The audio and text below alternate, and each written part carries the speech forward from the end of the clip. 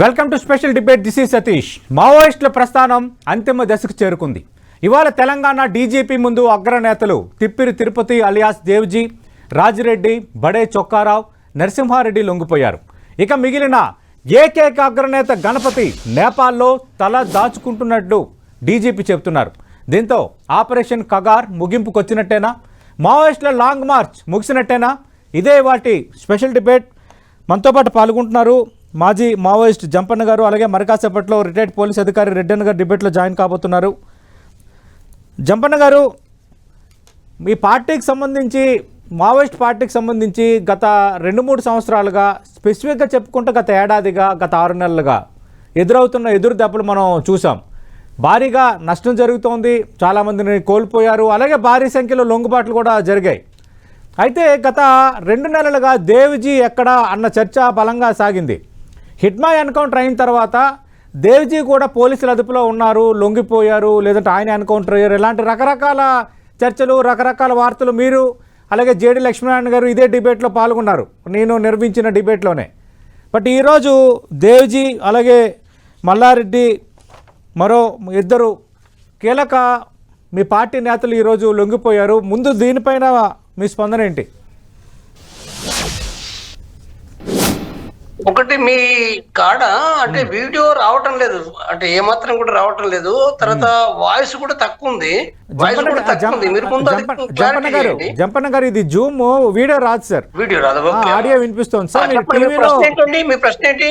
అదే సార్, ఈ రోజు లొంగిపోయారు కదా మీ పార్టీకి సంబంధించిన కీలక నేతలు, ఒక రకంగా అగ్రనేతలు. ముందు దీనిపై మీ స్పందన ఏంటి సార్? అవును, మీరు ఏం ప్రశ్నిస్తున్నారు నాకు అర్థం కాలే. మీ వాయిస్ క్లియర్ లేక అర్థం కాలే. మీరు ప్రశ్నించేది దానిపై మీ స్పందన ఏంటి సార్? మీ స్పందన ఏంటి? ఇప్పుడు మావోయిస్టు పార్టీ అంటే పరిస్థితులు మారిపోయిన పరిస్థితుల్లో పట్ల, గతంలో పట్టిన వాళ్ళు నిర్ణయాన్ని తీసుకోవాల్సి ఉండే అనే విషయాన్ని నేను పదే అనేక సందర్భాలు చెప్తున్నా. కాబట్టి ఇప్పుడు అంటే ఒక చివరి దశలో పట్ల అంటే సిసి మెంబర్లు, పొలిట్ బ్యూరో మెంబర్ అయిన దేవ్జీ, మల్లారాజిరెడ్డి ఇద్దరు కూడా ఏంటంటే వీళ్ళు బయటికి రావడం, లీగల్ కావడం, లీగల్ అంటమా సరెండర్ అంటమా ఏమైనప్పటికీ కూడా సమాజం హర్షించే విషయము, నేను హర్షించే విషయం స్వాగతిస్తున్నా నేను. కాబట్టి ఇప్పుడు ఇక్కడ దేవ్జీ ఇప్పుడు దాంట్లో ప్రెస్ మీట్ లో మాట్లాడిన విషయము తను ఎక్కువ మాట్లాడలేదు, చాలా సంక్షిప్తంగా మాట్లాడిండు. ఆ సంక్షిప్తంగా కూడా ఒకటి, వ్యక్తిగత అనారోగ్య కారణాల రీత్యా రహస్య జీవితం నుంచి బహిరంగ జీవితానికి వచ్చిన చట్టబద్ధంగా పనిచేస్తానని చెప్పిండు ఆయన. చట్టబద్ధంగా పనిచేయడమే కాదు, తన యొక్క సిద్ధాంత రాజకీయాల ప్రకారంగా నేను పనిచేస్తా అనే విషయాన్ని చాలా స్పష్టంగా సూటిగా చెప్పిండు. అంటే ఇతర ప్రశ్నలకు జవాబు ఇవ్వడానికి సిద్ధపడలేదు. కారణం ఏమిటంటే అంటే అనవసరమైన వివాదాలు ఉండొద్దు అనేది ఉందో. అంటే చర్చ ఏంటిది అంటే మల్లోజుల వేణుగోపాల్ లేదా ఆశన్న, రామ్దేవ్, ఇంకా అనేక మంది కూడా వాళ్ళు సాయుధ పోరాట విరమణ చేసి వచ్చిండ్రు. కొంత చర్చ పార్టీ లోపల కూడా ఒక డిస్ప్యూట్ గా ఉండే. కాబట్టి ఈ డిస్ప్యూట్ ఉన్న నేపథ్యం లోపల తిరిగి ఇప్పుడు తను వచ్చిండు కాబట్టి ఆ ప్రశ్నలకు జవాబు ఇవ్వడానికి తను సిద్ధంగా లేడు ఇప్పుడున్న పరిస్థితి లోపల. కాబట్టి అది నెక్స్ట్ ఎట్లాగో తను చెప్పొచ్చు. కాబట్టి నేనేమంటున్నంటే ఆయన ఇవ్వకపోవడే మంచిది ఇప్పుడున్న పరిస్థితి లోపల. అది అనవసరమైన వివాదాల కంటే కూడా వాస్తవంగా మావోయిస్టు పార్టీలో ఉన్న విభేదాలు ఏవైతున్నాయో పరిస్థితి ఒకటే అందరి దృష్టిలో, పరిస్థితిలో కూడా భిన్నం ఏమీ లేదు. కానీ నిర్ణయం తీసుకున్న దాంట్లో కొంత వెనక ముందు కొంత డిఫరెన్స్ ఉన్నమాట వాస్తవమే. కాబట్టి ఇప్పుడు వాళ్ళు అంటే డిఫరెన్స్ తోటి వాదోపవాదాలు చేసుకునే కంటే కూడా ఆయన అంటే ఇప్పుడు ఏమి జవాబు ఇవ్వకుండా కూడా తర్వాత వివరంగా మాట్లాడడమే మంచిదని నేను అనుకుంటున్నా. ఏదైనా అంటే దాదాపుగా ఇప్పుడు దేవ్జీ వీళ్ళు ఇప్పుడు 4 వచ్చిండ్రు, మిగిలిన వాళ్ళు కూడా రావచ్చు. డీజీపీ చెప్పిండు వస్తారు, తప్పనిసరిగా కూడా మిగిలిన వాళ్ళు కూడా వస్తారు. అది అవకాశాలు చాలా ఎక్కువ కనపడుతున్నాయి. కాబట్టి ఏదైనా మంచి విషయం ఇది.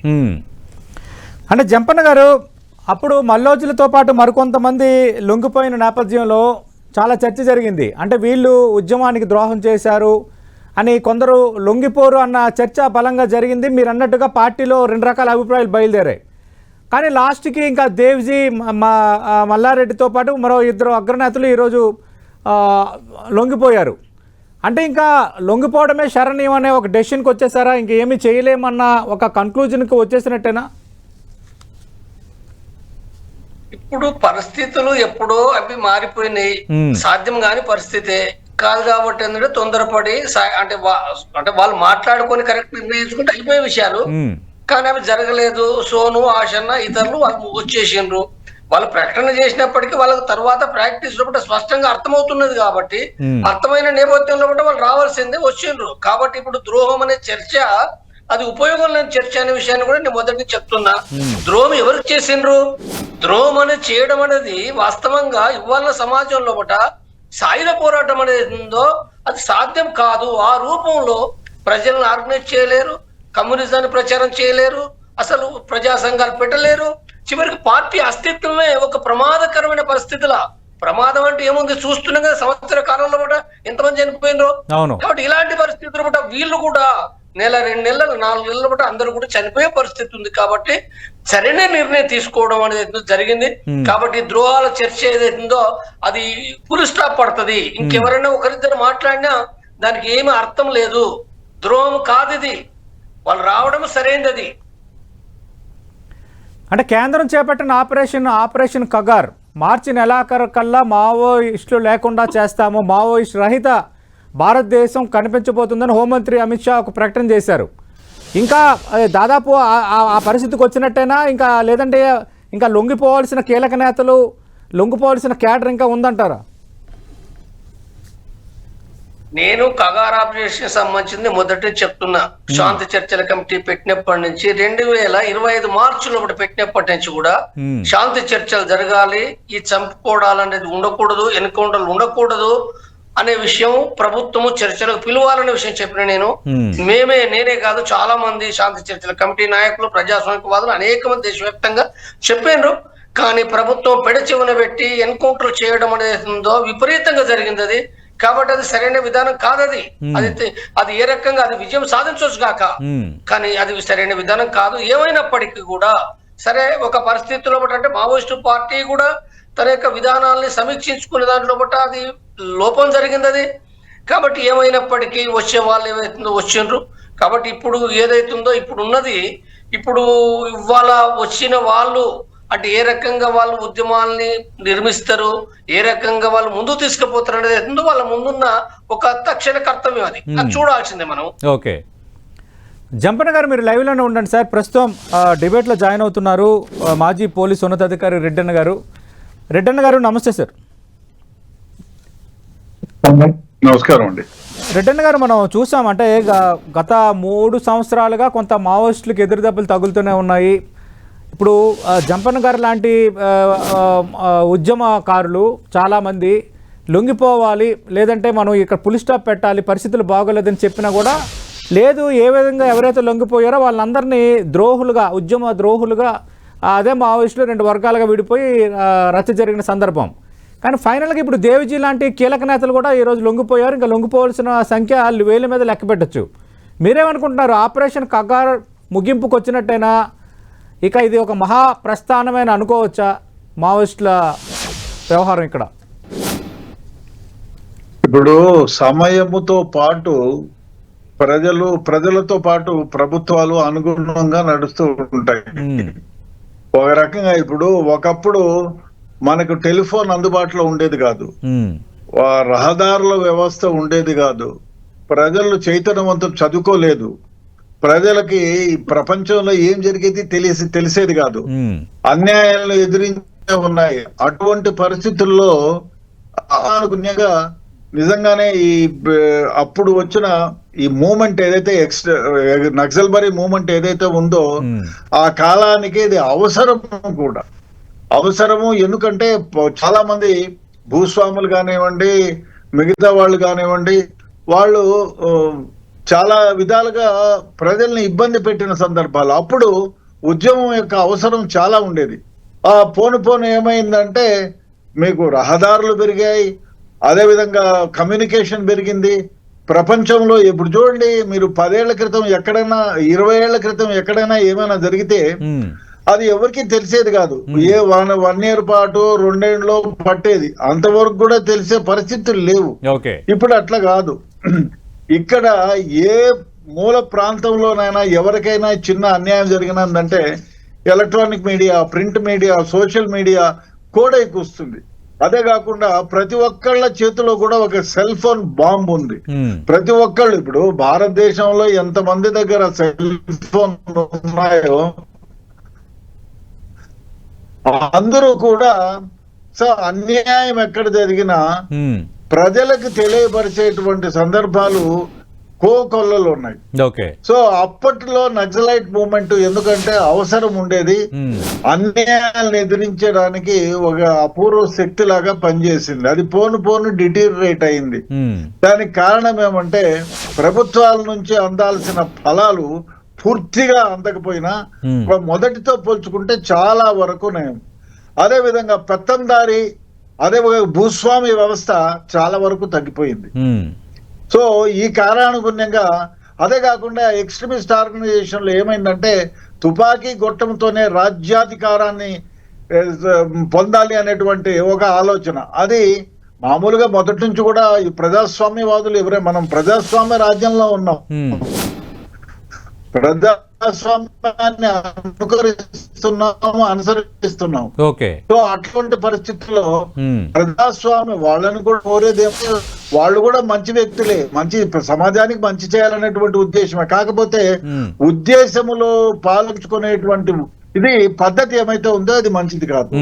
వాళ్ళు ప్రజాస్వామికంగా ఎమ్మెల్యేలుగా ఎంపీ కావచ్చు, ఎంపీలుగా ఎంపీ కావచ్చు, ఏదో ఒక స్థాయిలో సర్పంచ్ దగ్గర నుంచి ఎన్నికయ్యి ప్రజలకి వాళ్ళు న్యాయాన్ని సమకూర్చవచ్చు.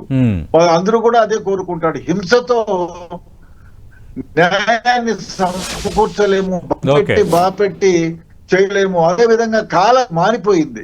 ఇప్పుడు మనం ఒక 100 ఏళ్ల క్రితం ఇక్కడ నుంచి బొంబాయికి పోవాలంటే కాశీకి పోయినోడు కాతికి పోయినోడుతో సమానమే అనేవాళ్ళు కదా. అందుకనే పోయేటప్పుడు అన్ని వదిలేసి ఇంకా ఎప్పుడు వస్తానో రాదో అని. ఇప్పుడు ఏమైంది, పొద్దున పోయి సాయంత్రం కాశీ తీర్థం తీసుకొని ఇంటికి వచ్చి భోంచేయచ్చు. సో అటువంటి కాలానికి వచ్చేసాం. సో సమయం మారింది, సమయంతో పాటు ప్రజలు మారాలి, ఉద్యమాలు మారాలి. ఇప్పుడు ఉద్యమాలతో ఏమీ సాగదా అంటే ఎన్నో దేశాల్లో ఇప్పుడు పక్క దేశాల్లో పొరుగు దేశాల్లో చిన్న చిన్న ఉద్యమాలతోనే రాజ్యాధికారాలు పోగొట్టుకుని మామూలు అయిపోయినారు. కాబట్టి ఉద్యమం మంచిదే కాదనలా, ఉద్యమం యొక్క రూపం స్వరూపం మారాలి. కాబట్టి అదే కాలానుగుణంగా మార్పు అవసరము, అది జరగాలి కూడా. అంతేగాని హింసాత్మక ధోరణితో ఉద్యమాలు చేసి ప్రజలకు మేలు చేయాలంటే కాలాలు పోయినాయి. కాలంతో పాటు మనము మారాలి. అది జంపన్న గారు ఈరోజు చూసాము, అంటే దేవ్జీ గారిని మిగతా వాళ్ళు మాట్లాడేటప్పుడు రెడ్డన్ గారు ఒక్క నిమిషం. జంపన్న గారు ఈరోజు దేవ్జీ తర్వాత రాజిరెడ్డి వీరందరూ మాట్లాడేటప్పుడు మావోయిజం ముగియలేదు, ప్రజల తరపున మా పోరాటం కొనసాగుతుందని చెప్పారు. అంటే ఇప్పుడు ఏ రూపంలో పోరాటం చేయబోతున్నారు అంటే ఏం చెప్తారు? ఇప్పుడు ముగిసేది లేదా ముగియబోయేది ఓన్లీ సాయుధ పోరాటమే. కమ్యూనిజంలో మార్క్సిజం లోపట ప్రజలు పోరాటాలు చేస్తారు, ప్రజా పోరాటాలకు కమ్యూనిస్టులు మార్క్సిస్టులు నాయకత్వం వహిస్తారు. అవి ఎప్పుడూ ఉంటాయి, అవి ఏమీ తగ్గాయి, ఎప్పుడు తగ్గాయి, అవి పెరుగుతాయి, తప్పనిసరిగా పెరుగుతాయి. ప్రజల సమస్యలు ఉన్నంత వరకు కమ్యూనిజం ఉంటది, ప్రజల సమస్య ఉన్నంత వరకు మార్క్సిజం ఉంటది, ప్రజల సమస్య ఉన్నంత వరకు కూడా ఉద్యమాలు ఉంటాయి. ఉద్యమం అనగానే సాయుధ పోరాటం మాత్రమే ఉద్యమం కాదు, అదొక అంశమే. మొత్తం ఉద్యమాల్లో కూడా సాయుధ పోరాట రూపం అనేది ఒక అంశం. కాబట్టి ఈ సాయుధ పోరాట రూపం అనేది ఏతుందో అంటే మొదటి నుంచి ఆయుధాలు పట్టుకొని గెరిల్లా యుద్ధాలు చేయాలి, విముక్తి ప్రాంతాలు చేయాలి, ఎర్ర సైన్యం ఉండాలనేది ఏతుందో ఇది వేరే విషయం. ఇది తప్పనిసరిగా ఉండాలనే రూల్ మార్క్సిజంలో ఏమీ లేదు. కాబట్టి ఇప్పుడు అది ఇవ్వాలన్న భారతదేశంలో ఎందుకు ఇక్కడ సాధ్యం కాదనంటే భారతదేశం అనేది ఏతుందో ఇక్కడ 1947 తర్వాత అంటే సరే స్వాతంత్రం వచ్చింది, స్వాతంత్రం వచ్చిన తర్వాత ప్రజాస్వామ్యం ఎట్లుందనే వేరే విషయం. అది ప్రజాస్వామ్యం సరిగ్గా అమలవుతుందా లేదా అంటే అనేకమైన తప్పులు ఉన్నాయి, అందరు మాట్లాడుతున్నారు. కానీ ఇక్కడ ఒక పార్లమెంటరీ వ్యవస్థ ఉన్నది, కోర్టులు ఉన్నాయి, చట్టాలు ఉన్నాయి, వివిధ వ్యవస్థలు ఉన్నాయి. కాబట్టి ఇక్కడున్న పరిస్థితుల్లో అంటే మనం సాయుధ పోరాటం చేద్దామని అంటే కూడా ప్రజలు దాని వెంట రాలేదు కూడా. ఒకనాడు 70లో లేదా 80 లోపట 60 లోపట కొద్ది మంది, అతి తక్కువ మంది మాత్రమే వచ్చింది తప్ప లక్షలాది ఎక్కడ రాలే, లక్షలాది సైన్యం ఎక్కడ ఎర్ర సైన్యం ఏర్పడలేదు చైనా లాగా. కాబట్టి 50 సంవత్సరాల్లో కూడా ఈ భారతదేశంలో సాయుధ పోరాటం కొనసాగుతున్నప్పటికీ కూడా ఓకే. దాంట్లో లక్షలాది లేదు. కానీ నిరంతరము ఎవరైతే సాయుధ పోరాటం చేసిన వాళ్ళరో వాళ్ళు మావోయిస్ట్ పార్టీ కావచ్చు, లేకపోతే వివిధ ఎంఎల్ పార్టీలు కావచ్చు, దాదాపు అందరు కూడా చనిపోవడమో లేకపోతే ఆ సాయుధ పోరాటం నశించిపోవడమో జరిగింది తప్ప మరొకటి ఏమీ లేదు అది. కాబట్టి ఇక్కడ ఈ దేశంలో బట ఏదైతే కమ్యూనిస్ట్ విప్లవం కోరుకుంటే తప్పు కాదు, అది సమానత్వం కోరుకుంటే తప్పు కాదు, ప్రజాస్వామ్యాన్ని కోరుకుంటే తప్పు కాదు. ఆయుధాలు పట్టి తప్పు చేశామన్న భావన ఏమైనా ఉందా? సాయుధ పోరాటం లేకుండా ప్రజా ఉద్యమాలు నిర్మించుంటే బాగుండేది, లేదంటే ఈ పరిస్థితి వచ్చేది కాదన్న భావన ఏమైనా మనసులో ఒకటి ఉందా? వాళ్ళకు ఏ రకంగా వాళ్ళు వచ్చిండ్రో వాళ్ళు చెప్పాలి. కానీ ఏదైనప్పటికీ వాళ్ళు రావడం అనేది వచ్చిన తర్వాతనైనా వాళ్ళకి అస్పష్టత ఉంటే వాళ్ళు అర్థం చేసుకుంటారు. ఇప్పుడు ఆల్రెడీ దేవ్జీ తర్వాత మల్లారాజ్ రెడ్డి కూడా వాళ్ళు స్పష్టంగా వాళ్ళు ఏం చెప్పిందంటే, మేము చట్టబద్ధంగా ఉండి ప్రజా ఉద్యమాలు చేస్తామే, మేము మా సిద్ధాంతాలు వదులుకోలేదని చెప్పింది. సంతోషం, మంచి విషయం. అంటే ఏదైనా చట్టబద్ధంగా చేస్తామని అంటే దాని అర్థం సాయుధ పోరాటం లేదన్నట్టే కదా దాని అర్థం. వాళ్ళు వివరంగా చెప్పకపోవచ్చు, కానీ దాని అర్థం ఏంటంటే వాళ్ళు చట్టబద్ధంగా మేము చేస్తామని అంటేనే దాని అర్థం ఏంటంటే సాయుధ పోరాటం లేదు.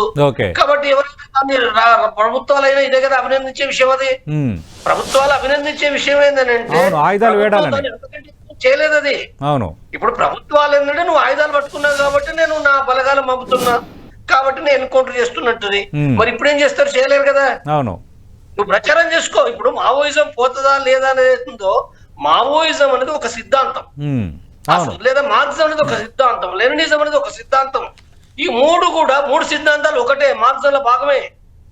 మార్క్సిజం భాగం అంటే ఏంటిది? అది ఆ సిద్ధాంతం అని అంటే అన్యాయాలు ఉండకూడదు, అనుచివేతం ఉండొద్దు, దోపిడీ ఉండొద్దు, అందరికి న్యాయం కావాలనే కదా దాని ఏమున్న సిద్ధాంతం. అది సాధారణ విషయమే కదా. కాబట్టి ఈ విషయాలు ఎవరైనా చెప్పొచ్చు కదా, చెప్పాలి కదా, తప్పే ఉన్నది అందులో. మావోయిజం అని అంటే తుపాకులు పట్టుకొని మొత్తం ఎప్పటికీ యుద్ధం చేయమని చెప్పలే మావోయిజం. కాబట్టి ఇక్కడ అంటే దీని అర్థం ఏంటంటే మావోయిజం అనేది ఎవరు అంతం చేయలేరు ఈ ప్రపంచంలో మొత్తంలో. ఈ ప్రపంచంలో ఎక్కడ అమెరికాలో కూడా ఉన్నది మావోయిజం, జర్మనీలో ఉన్నది, ఫ్రాన్స్ లో ఉంది, బ్రిటన్ లో ఉన్నది. మరి దానికంటే ఎక్కువ భారతదేశమా? మావోయిస్టు రహిత దేశం ఎట్లయితది? ఇప్పుడు ప్రజానీకంలో ఉన్నారు కదా, ఇప్పుడు తుపాకులు పట్టుకున్న వాళ్ళని చూసి ఇది మావోయిజం అంటే ఎట్లా? తుపాకులు ఉండనే ఉండకపోని అనేక మంది లక్షలాది మంది ప్రజల్లో పట్ల మావోయిస్టు సిద్ధాంత అవగాహన ఉన్నది కాబట్టి దాన్ని మనం చేయలేము. అవును, కరెక్టే. ప్రభుత్వం ఏదైతే ఉందో ఇప్పుడు చెప్పవలసింది ఏంటంటే సాయుధ పోరాట రహిత, సాయుధ పోరాట రైతుని మాట్లాడొచ్చు, మాట్లాడాలి. సాయుధ పోరాట రైతు అంటే మాట్లాడడం అంటే ఓన్లీ నిర్మూలనే కాదు.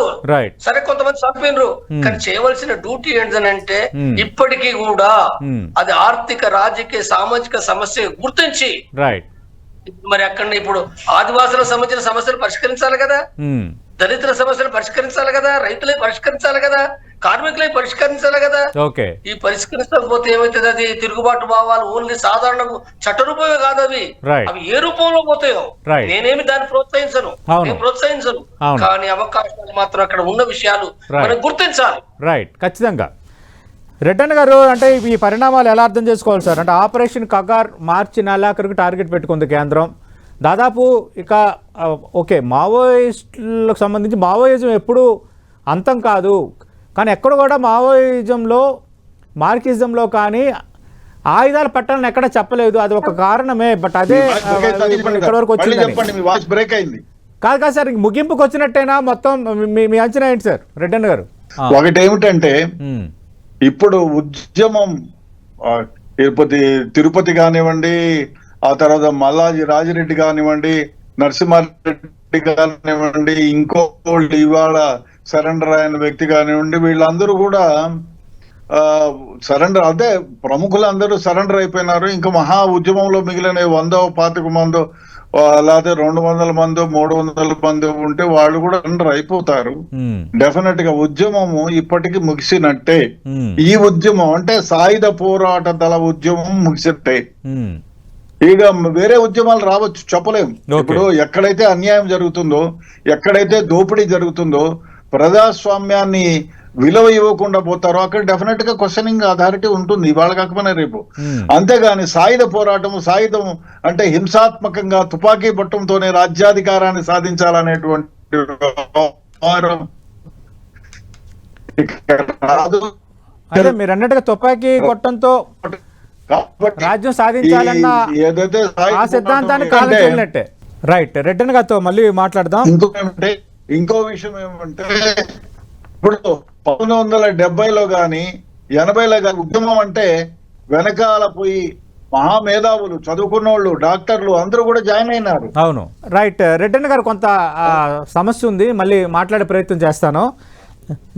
జంపన్న గారు, ఇక్కడ కీలక నేత ఇప్పుడు గణపతి పైన ఇప్పుడు అందరి దృష్టి ఉంది. ఆయన కూడా లొంగిపోతారని, అంటే నేపాల్లో ఉన్నట్టుగా ఆచూకీ ఉందని పోలీసులు చెప్తున్నారు. మీ అప్పీల్ ఏంటి సార్? మిగతా ఇంకా ఎవరైతే ఇంకా లొంగిపోకుండా ఉన్నారో వాళ్ళందరికీ మీ అప్పీల్ ఏంటి? ఖచ్చితంగా గణపతి కూడా లొంగిపోతారా? ఇప్పుడు ఇంకొంతమంది ఉన్నారు. ఇప్పుడు సిసి మెంబర్ల రూపంలో పట గణపతి ఉన్నాడు, తర్వాత సాగర్ కూడా జార్ఖండ్ లో పట సాగర్ అనే వ్యక్తి కూడా పీబీ మెంబర్ కూడా ఆయనే. వీళ్ళిద్దరు సిసి మెంబర్ నాకు తెలిసి. తర్వాత ఇంకా కొంతమంది రాష్ట్ర కమిటీ మెంబర్లు కూడా ఉన్నారు. రాష్ట్ర కమిటీ మెంబర్లు ఇప్పుడు జంగ్ అంటే వికాస్ అంటే 2 రోజుల క్రితమే ఒరిస్సా నుంచి ఏంటంటే ఛత్తీస్గఢ్ గవర్నమెంట్ కు తన లెటర్ రాసాడు. లెటర్ లోపల చాలా స్పష్టంగా విషయాలు ఏంటంటే మేము సరెండర్ అవుతాము March 3వ తారీఖు వరకు, కానీ అంటే దాంట్లో కొన్ని షరతులు పెట్టడం జరిగింది. షరతులు అంటే జైల్లో ఉన్న వాళ్ళను అంటే విడుదల చేస్తారని మీరు అది చేస్తారా, తర్వాత మేము స్వేచ్ఛగా చట్టబద్ధంగా మేము ఒక పార్టీని మావోయిస్ట్ పార్టీ పేరుతోటి కూడా కావచ్చు మాకు ఆ రైట్ ఇస్తారా, తర్వాత అంటే అట్లా కొన్ని ఒక 2-3 పాయింట్స్ పెట్టి ఆయనే అటు ఛత్తీస్గఢ్ ప్రభుత్వానికి పంపిండి. ఆయనే పంపితే ఛత్తీస్గఢ్ సంబంధించిన ఉప ముఖ్యమంత్రి విజయ్ శర్మ మొన్ననే మాట్లాడిన ఆయన, నిన్న కూడా మాట్లాడిన ఆయనే. దాని ప్రకారం ఏంటంటే అంటే వికాస్ రేడియో ప్రకటన కూడా మీరు ఇవ్వండి, మేము వచ్చేస్తామని అంటే రేడియో ప్రకటన కూడా ఛత్తీస్గఢ్ ప్రభుత్వము నిన్న వాళ్ళు స్పష్టంగా ఆకాశవాణిలో వాళ్ళు మాట్లాడినరు. చాలా క్లియర్ గా 3-4 నిమిషాలు కూడా ప్రభుత్వ ప్రకటన చేసింది. మేము తప్పనిసరిగా చేస్తాము, ఆల్రెడీ చేస్తున్నాము, ఖచ్చితంగా వికాస్ కోరినట్టుగా మేము చేస్తాము, మీరు రండి అనేది ఏంటంటే విజయ్ శర్మ మాట్లాడిండు. బహుశా ఆయన రావచ్చు కూడా, ఆయనే కాదు ఆయనతో పాటు 15 మంది కూడా ఉన్నారు వాళ్ళు అక్కడ, వాళ్ళు వస్తారు. మిగిలినది కూడా నేను వింటున్నది కూడా జార్ఖండ్ నుంచి కూడా అంటే కొంతమంది ఉన్నారు, వాళ్ళు కూడా రావచ్చు కొంతమంది. తర్వాత ఇతర ఇంకెవరైతే ఉన్నారో అంటే ఛత్తీస్గఢ్ లో కొద్ది మంది, లేదా ఒరిస్సాలో కూడా మరికొంత 30-40 మంది కూడా వాళ్ళు కందమాల్ కలాండి బౌద్ధ నాయగఢ్ ప్రాంతంలో కూడా ఉన్నట్టు తెలుస్తుంది. అంటే ఎవరైతే కొద్ది మంది మిగిలినరో అంటే ఆయుధాలు పట్టుకున్నారో వాళ్ళు కూడా రావచ్చు. రావాలనేది ఏందో ప్రభుత్వం చెప్తున్నాయి. తర్వాత నేను స్పష్టంగా చెప్పేది ఏందో మొదటి నుంచి నేను 8 ఏళ్ల కాలమే కాకుండా కూడా ఈ సంవత్సర కాలం నుంచి నేను స్పష్టంగా చెప్తున్నా, మీరు రండి, అనవసరంగా అంటే చర్చలు అనేటిలో చేయాల్సి ఉంటే చేయలేదు, కానీ అయినప్పటికీ మీరు బయటికి రండి, బయటకు వచ్చి చట్టబద్ధంగా మీరు పని చేయండి. పని చేయాలనేది ఏందో నేను వాళ్ళకి విజ్ఞప్తి చేస్తున్నా. కాబట్టి చాలా మంది ఆ రకంగా వాళ్ళు అర్థం చేసుకుని చాలా మంది వచ్చారు. ఇప్పుడు సుమారు 600 మంది పైగా వాళ్ళు వచ్చిండ్రు. కొద్ది మంది ఉన్నారు, వాళ్ళు వస్తారు, చనిపోవడం సమాజం కూడా ఏంటంటే హర్షించది, బాధపడుతుండ్రు. తర్వాత వచ్చి పని చేయొచ్చు, చేయాలి కూడా. ఓకే, అదే చెప్పారు దేవ్జీ కూడా, అదే చెప్పారు, ప్రజాస్వామ్యయుతంగా పోరాటాలు చేస్తామని ఆశిస్తున్నారు. రైట్, థ్యాంక్ యూ జంపన్ గారు, థ్యాంక్ యూ రెడ్డన్ గారు. మనం చూసాం ఇంకా మిగతా వాళ్ళలో ఒక 2 కీలక నేతలు ఉన్నారు, అలాగే సాగర్ కానీ అలాగే గణపతి, వాళ్ళు కూడా ఖచ్చితంగా లొంగిపోతారు అని మాజీ మావోయిస్ట్ జంపన్ గారు అంటున్నారు. ఎట్ ది సేమ్ టైం అలాగే సీసీ మెంబర్లు మరికొంతమంది ఉన్నారు, అలాగే మిగతా రాష్ట్రాలకు సంబంధించి కంబైన్డ్కి సంబంధించిన కమిటీ కార్యదర్శులు కూడా ఉన్నారు, వాళ్ళందరూ ఖచ్చితంగా లొంగిపోతారు. ఛత్తీస్గఢ్ గవర్నమెంట్ కూడా కొన్ని హామీలు ఇచ్చింది కాబట్టి దాదాపు అంటే మావోయిజం ఎప్పుడూ ఆగిపోదు, కానీ ఆయుధాలు పట్టడం అనే ఆ సిద్ధాంతాన్ని కాలం చెల్లినట్టే ప్రజాస్వామ్యయుతంగా పోరాటాలు అనేవి కొనసాగుతాయని చెప్తున్నారు. చూద్దాం ఏం జరగబోతుందో. ఇది వాటి స్పెషల్ డిబేట్.